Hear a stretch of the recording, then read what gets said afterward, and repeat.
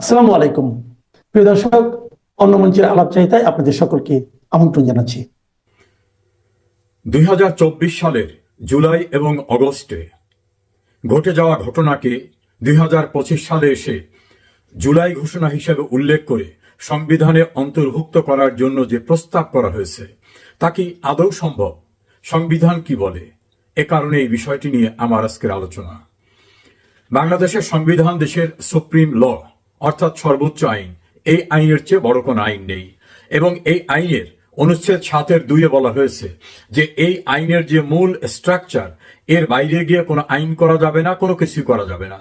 যদি কিছু করা হয়, যতটুকু সংবিধানের সঙ্গে সাংঘর্ষিক ততটুকু অবৈধ, বেআইনিভাবে ঘোষিত হবে। এবং এই সংবিধানেরই 7-A অনুচ্ছেদে বলা হয়েছে যে সংবিধানের বিধিবিধান উপেক্ষা করা বা বিধিবিধানের প্রতি মানুষের ঘৃণা সৃষ্টি করা অথবা তার পরিপন্থী অন্য কোনো কিছু বেআইনিভাবে করার চেষ্টা করা হলে সেটাকে রাষ্ট্রদ্রোহিতার অপরাধ হিসাবে গণ্য করা হবে। এবং রাষ্ট্রদ্রোহিতার অপরাধে কি দণ্ড হতে পারে সেটা উল্লেখ করা রয়েছে। আমরা সেই আঙ্গিকে যদি আলোচনা করি, জুলাই আগস্টে গণতান্ত্রিকভাবে নির্বাচিত একটি সরকারের বিরুদ্ধে একটি আন্দোলন হয়। সেই আন্দোলনের ভিত্তিটা কি ছিল? সেটাকে বিপ্লব বলা আদৌ যাবে কিনা? আন্দোলনকারীদের দাবি ছিল কোনো কোঠা প্রথা থাকতে পারবে না। যে সময় আন্দোলনটা করা হয় সেই সময় কিন্তু আদৌ কোনো কোঠা ছিল না। অর্থাৎ 2018 সালে প্রধানমন্ত্রী শেখ হাসিনা কোঠা পদ্ধতিকে বিলুপ করে দেন। তাহলে সরকার এই যারা আন্দোলনরত তাদের যে চাওয়া, সেই চাওয়াটাকে পূরণ করেছিলেন 2018 সালে। পরবর্তীতে একটি মামলা হয় হাইকোর্টে। সেই মামলার বিষয়টায় সরকারের ডাইরেক্ট কিছু করার ছিল না, বরং সরকারের পক্ষ থেকে হাইকোর্টে নিবেদন করা হয় যে এই সিদ্ধান্তটি সরকার নিয়েছে, এটা নীতিগত সিদ্ধান্ত, এই নীতিগত সিদ্ধান্তে হাইকোর্ট হস্তক্ষেপ করতে পারে না। অর্থাৎ কোঠা থাকবে না, এই যে সরকারি সিদ্ধান্ত, সেই সিদ্ধান্ত যাতে বহাল থাকে সেজন্য আদালতের কাছেও সরকার পক্ষের নিবেদন ছিল। তার ধারাবাহিকতায় বিভিন্ন রকম ঘটনা প্রবাহ সৃষ্টি করে পরিকল্পিতভাবে সরকারের পতনের জন্য এক দফা দাবি উপস্থাপন করা হয়। ইতোমধ্যে এই অযৌক্তিক দাবি, অযৌক্তিক এই কারণে বলছি যে যখন বলা হচ্ছে কোঠা বাতিল করতে হবে, তখন তো শেখ হাসিনার কাছে কোঠা ছিল না, প্রধানমন্ত্রীর কাছে আদৌ কোনো কোঠা ছিল না। বিষয়টা ছিল আদালতের বিচারাধীন। তা আদালতেও শেখ হাসিনার পক্ষ থেকে বলা হয়েছে সরকার কোঠা থাকুক, এটা চায় না। তাহলে সরকারের বিরুদ্ধে অভিযোগের জায়গাটা কোথায়? তারপর সরকারের বিরুদ্ধে আন্দোলন করে এক দফা সরকারকে ক্ষমতাচ্যুত করতে হবে। এই প্রসঙ্গে শেখ হাসিনা প্রধানমন্ত্রী হিসেবে বারবার বলেছিলেন যে তাদের দাবি আদৌ কোটার বিষয় না। তারা জামাত, বিএনপি, শিবির নেপথ্যে থেকে তাদের টার্গেট হলো সরকারের পতন ঘটানো। অন্যথায় কোটা আমার হাতে নাই, আর আমি কোটার পক্ষে কখনো না। আমি সিদ্ধান্তই দিয়ে দিয়েছি যে কোটা থাকবে না, তারপর কেন আমার বিরুদ্ধে আন্দোলন? এই জাতীয় প্রক্রিয়ায় আন্দোলনের মধ্য থেকে শেখ হাসিনা সরকারকে ক্ষমতার থেকে সরিয়ে দিয়ে অনির্বাচিত একজন ব্যক্তিকে ক্ষমতায় বসানো হলো একটি গোষ্ঠীর স্বার্থে। পরবর্তীতে দেখা গেল যে শেখ হাসিনা যে আশঙ্কা করেছিলেন সেই আশঙ্কাই যথার্থ। অর্থাৎ ক্ষমতায় যিনি মূল ব্যক্তি বসলেন, ডক্টর মোহাম্মদ ইউনূস, তিনি প্রেসিডেন্ট বিল ক্লিন্টনের যে একটা চ্যারিটি অর্গানাইজেশন ক্লিন্টন ফাউন্ডেশন, সেখানে গিয়ে তিনি বললেন যে এটা হঠাৎ করে বাংলাদেশে কিছু ঘটে নাই, মেটিকুলাস ডিজাইন করে, অর্থাৎ সুপরিকল্পিতভাবে দীর্ঘদিনের চেষ্টায় এই ঘটনা ঘটানো হয়েছে। এবং তার পক্ষে যারা কাজ করেছে তার ভিতরে একজনাকে মাস্টার মাইন্ড এবং অন্যদেরকে সামনের সারির নেতা হিসাবে তিনি সেই মঞ্চে পরিচয় করিয়ে দিলেন। তার কিছুদিন পর আমরা দেখলাম যে আন্দোলনে নেতৃত্ব দানকারী ব্যক্তিরা একে একে সবাই নিজের জায়গা পরিষ্কার করছেন। যারা নেতৃত্ব দিয়েছেন তাদেরকে সমন্বয়ক বলা হতো। তারা বলছেন আমরাই পুলিশকে হত্যা করেছি। কেউ কেউ বলেছেন যে এই টেলিভিশন ভবনে আমি আগুন দিয়েছি। কেউ কেউ বলছেন, পাবনার এক নেতা বলছেন যে পুলিশকে আমরা হত্যা না করলে এই আন্দোলন বেগবান হতো না। এই সমন্বয়কদের দুই নেতা আসিফ মাহমুদ সজীব ভুঁইয়া এবং নাহিদ ইসলাম, তারা তো বললেনই 5 তারিখে যদি সরকারের পতন ঘটাতে না পারতাম তাহলে আমরা অস্ত্র হাতে তুলে নিতাম।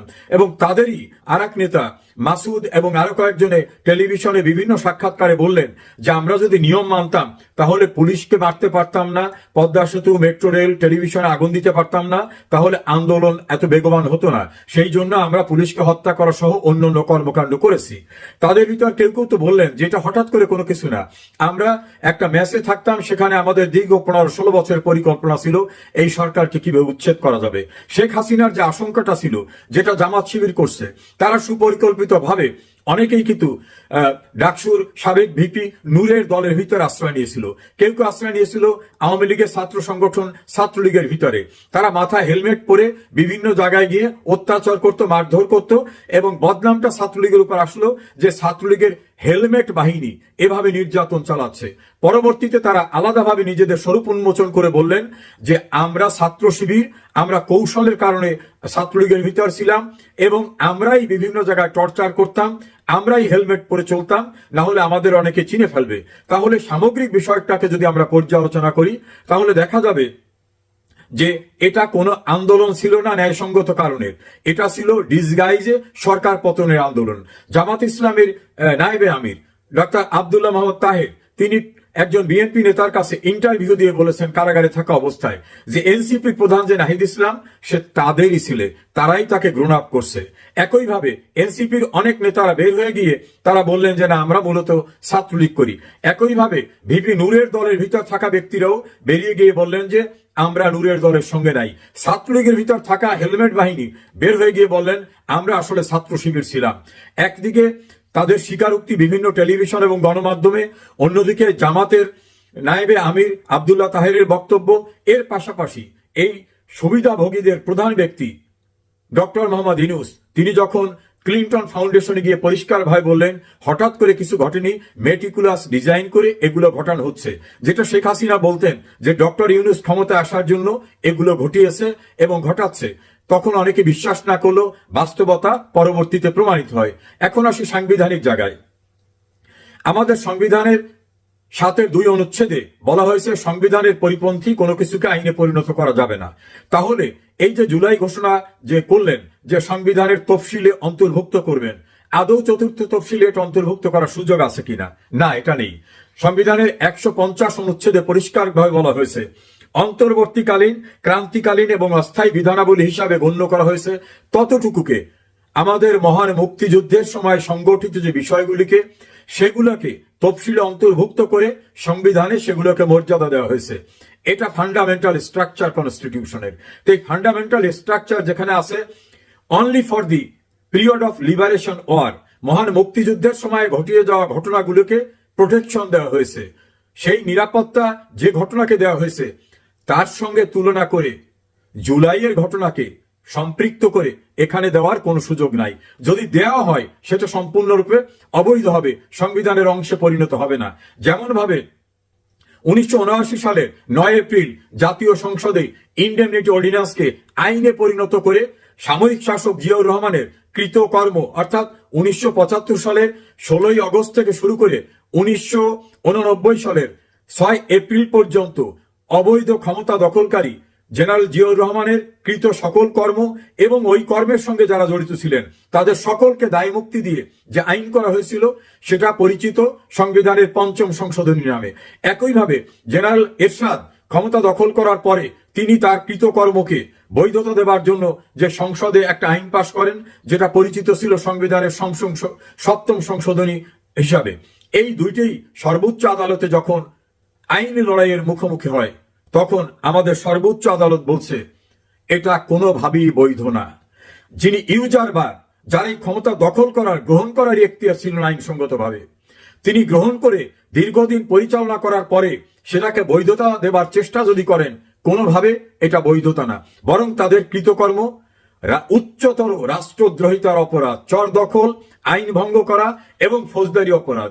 5ম সংশোধনী মামলায় সর্বোচ্চ আদালত এ জাতীয় সংবিধান লঙ্ঘনের অপরাধকারীদের জন্য আইনি শাস্তির ব্যবস্থা সংরক্ষণ করার জন্য পার্লামেন্টকে নির্দেশ দেন।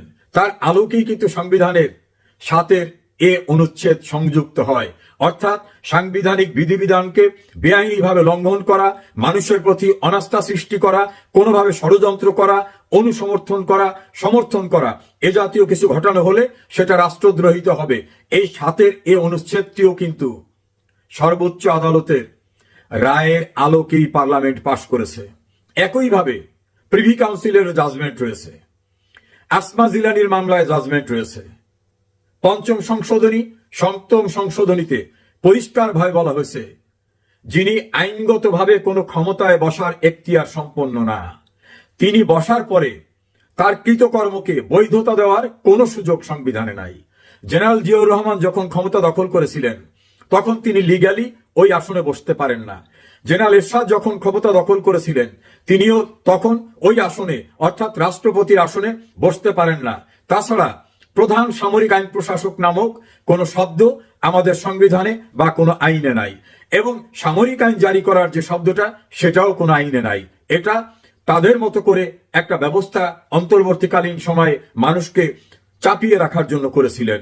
আমাদের সর্বোচ্চ আদালতের জাজমেন্টে এগুলোকে সম্পূর্ণ অবৈধ বলা হয়েছে, এবং খুব ইন্টারেস্টিং হলো আমাদের আদালতের রায়ে এই বিষয়গুলিকে যেভাবে বলা হয়েছে তাতে বলা হয়েছে সামরিক শাসন প্রবর্তন অবৈধ, এবং এই জাতীয় অবৈধ কর্মকাণ্ডের সঙ্গে প্রত্যক্ষ পরোক্ষভাবে যারা জড়িত তারা সকলেই উচ্চতর রাষ্ট্রদ্রোহিতা, সংবিধান লঙ্ঘন, বিশ্বাসঘাতকতা এবং দণ্ডনীয় অপরাধ হিসাবে গণ্য করা হবে। সেই আঙ্গিকে 1971 সনের জন্য প্রোটেক্টেড যে তফসিলভুক্ত ঘটনা, যেটাকে প্রোটেকশন দেওয়া হয়েছে সংবিধানের 150 অনুচ্ছেদে, সেই 150 অনুচ্ছেদে যে বিষয়গুলোকে প্রোটেকশন দেওয়া হয়েছে সেটা সংবিধানের ফান্ডামেন্টাল স্ট্রাকচার, কেবলমাত্র মুক্তিযুদ্ধকালীন সময় সংগঠিত ঘটনা। তার সঙ্গে 24-এর ঘটনাকে মেলাবার কোন সুযোগ নাই, বরং ইতিহাস একদিন বলবে 24-এর সংগঠিত ঘটনাটা ছিল ভয়ঙ্করভাবে উচ্ছৃঙ্খলতা, সন্ত্রাস, নৈরাজ্য, আইন লঙ্ঘনকারী, বেআইনি কর্মকাণ্ড, ফৌজদারি অপরাধ। আমরা ধরে নিই শেখ হাসিনার বিরুদ্ধে যদি অভিযোগ থাকে তার বিরুদ্ধে আন্দোলন হতে পারে। গণভবন যেটা রাষ্ট্রীয় সম্পদ, জাতীয় সংসদ ভবন রাষ্ট্রীয় সম্পদ, মেট্রো রেল, পদ্মা সেতু সহ বড় বড় স্থাপনায় যে ভয়ঙ্করভাবে আগুন লাগানো, বাড়িঘর লুটপাট করা, তৎকালীন সময় ক্ষমতার সঙ্গে যারা সম্পৃক্ত ছিলেন তাদের বাড়িঘর লুটপাট করে আগুন দিয়ে দেওয়া, সারা দেশে নৈরাজ্য সৃষ্টি করা, লুটপাট করে মালামাল নিয়ে যাওয়া, এই যে ঘটনাগুলি ঘটেছে সেই ঘটনাগুলি ফৌজদারি অপরাধ হয়েছে। এটাকে বিপ্লব বলার কোনো অবকাশ নাই। পৃথিবীর কোনো দেশে এভাবে লুটপাট করা, রাষ্ট্রীয় প্রতিষ্ঠান ধ্বংস করা, মালামাল নিয়ে আগুন দিয়ে দেওয়া, নৈরাজ্য সৃষ্টি করে রাষ্ট্রীয় সাংবিধানিক দায়িত্বরত কর্মরত পুলিশকে নির্বিচার হত্যা করা, পুড়িয়ে মারা, এটা কখনো বিপ্লব হিসাবে পৃথিবীর কোনো দেশে, উপমহাদেশে নাই, পৃথিবীর কোনো দেশে নাই। ফলত 2024 সালের জুলাই আগস্টের ঘটনা সাংবিধানিক দৃষ্টিকোণ থেকে পঞ্চম সংশোধনী, সপ্তম সংশোধনী, প্রিভি কাউন্সিলের মামলা, আসমাল জিলানির মামলায় যে নির্যাস রয়েছে সেই নির্যাসের আলোকে বলা যেতে পারে 2024-এর জুলাই আগস্টের ঘটনা ছিল পরিকল্পিতভাবে গণতান্ত্রিক উপায়ে নির্বাচিত সরকার উচ্ছেদের অপরাধ। এটা কোনোভাবেই বিপ্লব না। আজ হোক কাল হোক একদিন স্বীকৃত হবে যে এটি ছিল সুপরিকল্পিত ষড়যন্ত্রের অপরাধমূলক ঘটনা। কখনোই এটা বিপ্লব হিসাবে গণ্য হবে না। এবং বাংলাদেশের সংবিধানে